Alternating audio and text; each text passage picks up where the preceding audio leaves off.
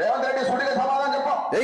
నువ్వు ముఖ్యమంత్రి అయితే ఏమవుతుంది? వా అబ్బా ఏంది నీ సొంత జిల్లాలో నువ్వు ఎవరికి చెప్పినావు చెప్పు. మా ఊరితో స్టేట్ కాదన్నా, సూటిగా సమాధానం చెప్పు. ముఖ్యమంత్రి గౌరవించానా?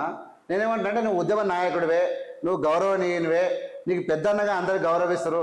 కానీ ముఖ్యమంత్రి పదవిని గౌరవించకపోవడం ఏంది? నువ్వు ముఖ్యమంత్రిని గౌరవించకపోవడం ఏంది అంటున్నా.